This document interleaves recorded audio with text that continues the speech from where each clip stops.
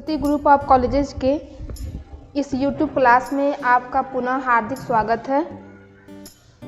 हम सभी प्रथम सेमेस्टर में हिंदी विषय को पढ़ रहे हैं और हिंदी विषय में जायसी जी हम लोग के प्रकरण हैं। मानसरोवर खंड का व्याख्या भाग चल रहा है, जिसमें व्याख्या संख्या 1, 2, 3, 4 का सप्रसंग व्याख्या हम पढ़ चुके हैं। आज की कक्षा में व्याख्या संख्या 5 पढ़ना है। व्याख्या की ओर चलते हैं।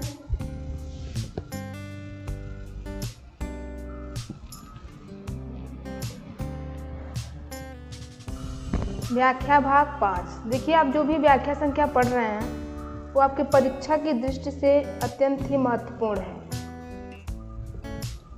धरी तीर सब कंचु की सारी, सरवर म पैठी सब बारी, पाई नीर जानौ सब बेली, फुलसई करहि काम कै केली, करील केस बिसहर बिस भरे,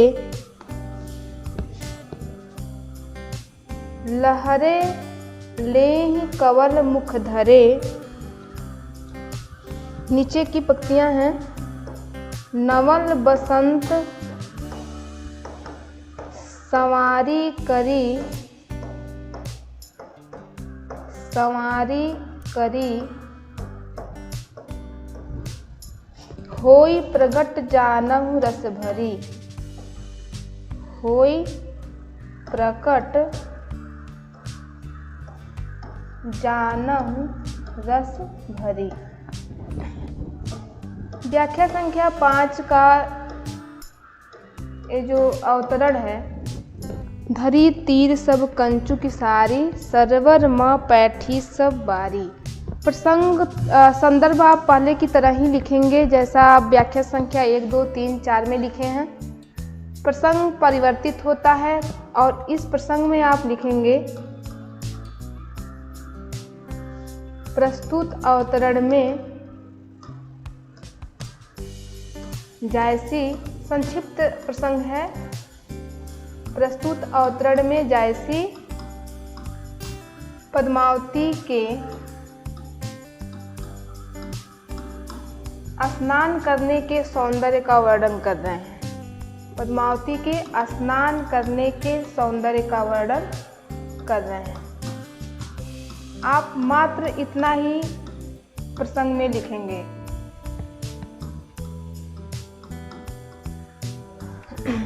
प्रस्तुत अवतरण में जायसी पद्मावती के स्नान करने के सौंदर्य का वर्णन कर रहे हैं। व्याख्या पढ़ा जाए। धरी तीर सब कंचु की सारी, सरवर म पैठी सब बारी। धरी यानी रखना, तीर किनारा, सब सभी। कंचुक सारी का हम अर्थ ले लेंगे वस्त्रों से। सरवर सरोवर, कौन सरोवर? मानसरोवर, जहाँ स्नान करने पद्मावती और सखियाँ पहुँची हैं।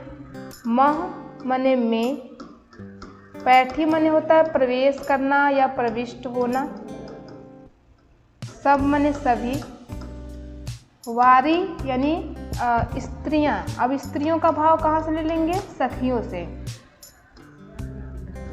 धरी तीर सब कंचु की सारी, सरवर म पैठी सब बारी। पद्मावती अपनी सारी सखियों के सहित मानसरोवर में स्नान करने पहुंची है और वहाँ सारी सखियां उस मानसरोवर के किनारों पे अपने वस्त्रों को रख दी। धरी तीर सब कंचु की सारी। पद्मावती की सारी सखियां पद्मावती के साथ स्नान करने पहुंची हैं और वह अपने वस्त्रों को उस सरोवर के किनारे पे धरी यानी रख दी। सरवर म पैठी सब बारी। और फिर सारी स्त्रियां उस सरोवर में स्नान करने के लिए प्रविष्ट हुई या प्रविष्ट करती हैं या प्रवेश करती हैं, जो भी आपको सहज लगे। पुनः ऊपर की पंक्तियाँ एक बार और समझें, नीचे की पंक्तियाँ एकदम सरल हो जाएंगी समझना। कि धरी तीर सब कंचु की सारी, सरवर मह पैठी सब बारी। पद्मावती के साथ सभी सखियां अपने वस्त्रों को उतारकर उस सरोवर के किनारे पे रख दी। सरवर मह पैठी सब बारी। और उसके बाद वह सारी स्त्रियां, सभी सखियां उस सरोवर में स्नान करने के लिए प्रवेश की। पाई नीर जानो सब बेली, हुलसई करहि काम कै केली। पाई मने पाकर, नीर मने जल, जानो मने मानो, उत्प्रेक्षा अलंकार है। बेली मने लताएं। और एक तरह से फिर यहाँ पे एक और भाव ले लेंगे सखियों से। हुलसई मने आनंदित होना।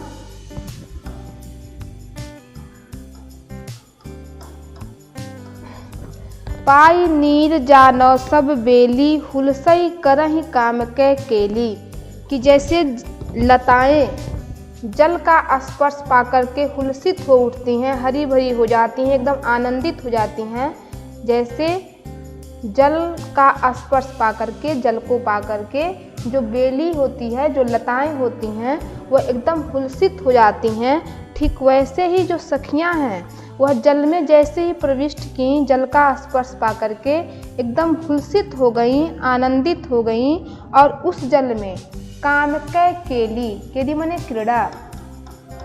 और जैसे ही वो जल में प्रवेश की, उन्हें अत्यंत आनंद की अनुभूति हो रही है और वह उस जल में जल क्रीड़ा करने लगी। पुनः सुना। पाई नीर जानो सब बेली, हुलसई करहि काम कै केली। कि जैसे लताएं जल का यानी नीर का स्पर्श पाकर के हुलसित हो जाते हैं, हरी भरी हो जाती हैं, ठीक वैसे ही सखियां उस मानसरोवर के जल का स्पर्श पाकर के हुलसित हो उठी और उसमें जल क्रीड़ा करने लगीं। करील केस बिसहर बिस भरे, लहरें लेहि कवल मुख धरे। अब आगे क्या हो रहा है? करील मने काला। करील का अर्थ होता है काला। केस यानी कि बाल। बिसहर, बिसहर का अर्थ ले लेंगे यहाँ पे। बिसहर का अर्थ होता है विषधर, जिसको हम सर्प कह सकते हैं। विषहर यानी कि विषधर। विषधर, विष भरे यानी कि विष से भरे हुए, विष से भरे हुए। लहरें, लहरें माने लहरे या लहर। कवल मने कमल। मुख मने मुख। धरे मने धारण करना या धारण करके। सीधा भाव ले लेंगे, धारण करके। करील केस बिसहर बिस भरे, लहरें लेहि कवल मुख धरे। पद्मावती और सखियों के जो काले खुले बाल हैं, करील मने काला, केस मने बाल। पद्मावती और सखियों के जो काले खुले बाल हैं वो ऐसे लगते हैं कि मानो विष से भरे हुए विषधर अपने मुख में कमल को धारण करके लहरें ले रहे हों। करील केस बिसहर बिस भरे, लहरें लेहि कमल मुख धरे। पद्मावती और सखियों के खुले काले केस, खुले काले बाल ऐसे लग रहे हैं मानो विष से भरे हुए विषधर अपने मुख में कमल को धारण करके, अपने मुख में कमल को धारण करके लहरें ले रहे हों। अब इसको और सरलता से समझिए कि जैसे पद्मावती और सखियों के जो बाल हैं वो स्नान करने प्रविष्ट हुई हैं और उनके केस, उनके बाल खुले हैं। बाल अत्यंत ही काले लंबे हैं और उन बालों की तुलना या समानता किससे की जा रही है? विषधर यानी विष से भरे हुए सर्प से उनकी समानता की जा रही है। नवल वसंत संवारी करी, होई प्रगट जानहु रस भरी। नवल मने नया, वसंत यानी वसंत ऋतु, या सीधा भाव ले लेंगे वसंत ऋतु से। संवारी यानी संवारी हुई, करी मने कली, होई प्रगट जानहु रस भरी, नवल बसंत सवारी करी। सखियां कैसी लगती हैं कि मानो बसंत की नई सवारी हुई कली हो और वह कली एकदम रस से भरी हुई प्रतीत हो रही हो। नवल बसंत सवारी करी, पद्मावती की समस्त सखियां बसंत ऋतु की नई संवारी हुई कली लग रही हैं। जैसे लग रहा है कि वो नया बसंत ऋतु में नई नई खिली हुई कली हो। होई प्रगट जानहु रस भरी, और ऐसा लगता है कि मानो वो एकदम रस से भरी हुई प्रतीत हो रही हूँ, रस से भरी हुई प्रकट हो गई हूँ। यानी सखियों की तुलना किससे की जा रही है? बसंत ऋतु में नई सुंदर रस से भरी हुई कलियों से उनकी तुलना की जा रही है।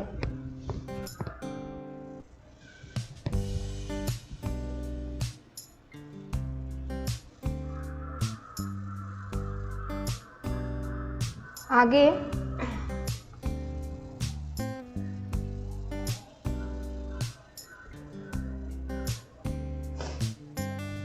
सरिवर नहीं समाय संसारा, चांद नहाय पैठ लेई तारा, धनि सो नीर शशि तरई उई, अब कित दीठ कमल औ कुई। सरिवर नहीं समाय संसारा, चांद नहाय पैठ लेई तारा। सरिवर सरोवर जहाँ स्नान सखियाँ पद्मावती कर रही हैं। नहीं यानी नहीं, समाई समा रहा, संसारा माने यहाँ हम ले लेंगे सीमा में, सीमा में संसारा। चांद नहाई पैठ ले तारा, जो चांद की बात यहाँ हो रही है वो चांद पद्मावती हैं। इस चांद का भाव पद्मावती से, पैठ माने अभी बताया गया है प्रविष्ट होना या प्रवेश करना। ले तारा, तारा कौन? सभी सखियां, सखियों को तारा कहा गया। सरिवर नहीं समाई संसारा, चांद नहाई पैठ ले तारा। जब पद्मावती अपनी सारी सखियों के साथ सरोवर में स्नान करने प्रविष्ट हुई हैं तो सरोवर प्रसन्नता से, आनंद से अपनी सीमा में समा नहीं रहा है। वह सरोवर खूब तेज लहरें ले रहा है और ऐसा लग रहा है कि वह इतना प्रसन्नचित्त है, इतना आनंदित है कि वो अपनी सीमा में नहीं आ रहा है, वो अपनी सीमा में नहीं समा रहा है। सरिवर नहीं समाई संसारा, सरोवर अपनी सीमा में आनंद से इतना आनंदित है पद्मावती को देखकर, सखियों को देखकर जब स्नान कर रही हैं कि वो अपनी सीमा में नहीं समा रहा है। चांद नहाई पैठ ले तारा, क्योंकि पद्मावती रूपी चांद तारा रूपी सखियों के साथ उस सरोवर में प्रविष्ट होकर के नहा रही हैं, स्नान कर रही हैं और उस आनंद से सरोवर अपनी सीमा में समा नहीं रहा है। धनिसो नीर शशि तरई उई, अब कित दीठ कमलवो कुई। धनि मने धन्य, सौभाग्यशाली मानना। नीर मने जल, शशि मने चंद्रमा, तरई मने तारा, उई मने उदय, कित मने कहाँ, दीठ मने दृष्टि या नजर, नेत्र, जो भी भाव लें। कमल यानी कमल, औ मने और, कुई मने कुमुदनी, कुई यानी कि कुमुदनी। ठीक। धनिसो नीर शशि तरई उई, अब कित दीठ कमल वही कुई। जैसी कहते हैं कि वह जल धन्य है, धनिसो नीर, धनिसो नीर, वह जल धन्य है, शशि तरई उई, जिसमें चंद्रमा और तारा गणों का उदय हो गया है। धनिसो नीर शशि तरई उई, वह जल धन्य है जिसमें चंद्रमा और तारा गणों का उदय हो गया है। अब चंद्रमा कौन, कैसी चंद्रमा? तो पद्मावती, पद्मावती को चंद्रमा कहा जा रहा है और सखियों को तारागण। इसका भाव हम ऐसे ले लेते हैं कि धनिसो नीर शशि तरई उई, वह जल धन्य है जिसमें पद्मावती रूपी चंद्रमा और सखियां रूपी तारा गणों का उदय हुआ है। अब कित दीर्घ कमल वोई कुई, और अब कहाँ किसी की दृष्टि, कहाँ किसी की नज़र, नेत्र कमल और कुमुदनी की ओर जा रहा है। धनिसो नीर शशि तरई उई, वह जल धन्य है जिसमें पद्मावती रूपी चंद्रमा और सखियां रूपी तारा गणों का उदय हो गया है। अब कित दीर्घ कमल वोई कुई, और अब कहाँ किसी की दृष्टि, किसी की दीर्घ कमल और कुमुदनी की ओर जा रहा है। अर्थात उस जल में, मानसरोवर में पद्मावती और सखियों को देख करके, उनके सौंदर्य को देख करके अब किसी की भी दृष्टि कमल और कुमुदनी के सौंदर्य की ओर नहीं जा रहा है। अर्थात जो पहले मानसरोवर में कमल और कुमुदनी के सौंदर्य को देखा करते थे, अब पद्मावती और सखियों के उस जल में प्रविष्ट होने से कमल और कुमुदनी के सौंदर्य की ओर किसी की दृष्टि नहीं जा रही है। नीचे दोहा है कि चकवी बिछुड़ी पुकारै, कहाँ मिलो हो नाह। चकवी बिछुड़ी पुकारै, कहाँ मिलो हो नाह। एक चांद निस सरग मह, निस सरग मह, दिन दूसर जलमा, दिन दूसर जलमा। ये दोहा आपका है, चौपाई दोहा हम पढ़ रहे हैं तो ये दोहा है। चकई बिछुड़ी पुकारै, कहाँ मिलो हो ना। एक चांद निसी सरग माँ, दिन दूसर जल माँ। इसमें जायसी जी कहते हैं कि सरोवर में पद्मावती रूपी चंद्रमा और सखियां रूपी तारागणों को देखकर, सरोवर में पद्मावती रूपी चंद्रमा और सखियां रूपी तारागणों को देखकर जो चकवी है उसे रात का भ्रम हो जाता है, उसको ये लगता है कि रात्रि हो गई। चकवी बिछुड़ी पुकारै, और वह अपने प्रिय से, प्रिय कौन? चकवा। वह अपने चकवा से बिछुड़ करके पुकार रही है कि कहाँ मिलो हो ना। ना माने होता है स्वामी, प्रिय, पति, जो आपको सही लगे आप समझ लें। चकई बिछुड़ी पुकारै, कहाँ मिलो हो ना। सरोवर में चंद्रमा रूपी पद्मावती और तारा रूपी सखियों को देखकर चकवी को रात्रि का भ्रम हो गया और वह अपने प्रिय से बिछुड़ करके पुकारने लगी कि कहाँ मिलो हो ना। हे स्वामी, हे प्रिय, हे पति, अब आपसे मिलना हमारा कहाँ होगा, कब हम आपसे मिलेंगे, क्योंकि एक चांद निसी सरग मह, दिन दूसर जलमा।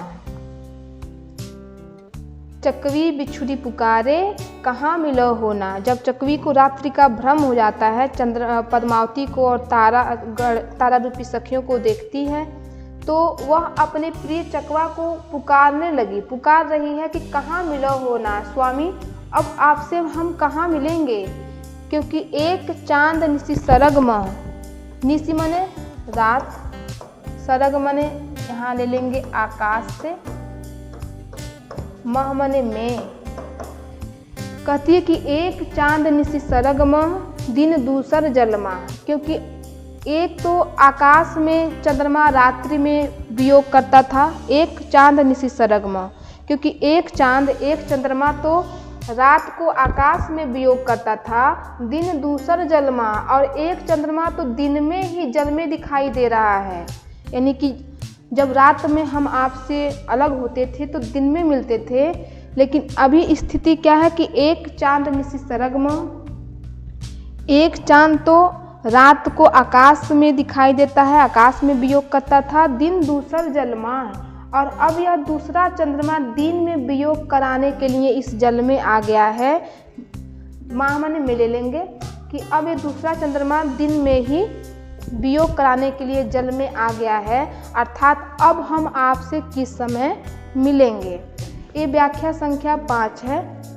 इसका जब वर्णन करेंगे, विशेष लिखेंगे, विशेष में आप लिखेंगे कि जल क्रीड़ा का स्वाभाविक वर्णन हुआ है, उत्प्रेक्षा एवं उपमा अलंकार है, चांद और तारा के रूप में पद्मावती और सखियों का वर्णन किया गया है, और जो दोहा है इस दोहे में भ्रांतिमान अलंकार है, क्योंकि चकवी को रात होने का भ्रम हो गया है। पद्मावती और तारागढ़ को देखकर चकवी को रात्रि का भ्रम है, इसीलिए दोहे में भ्रांतिमान अलंकार है।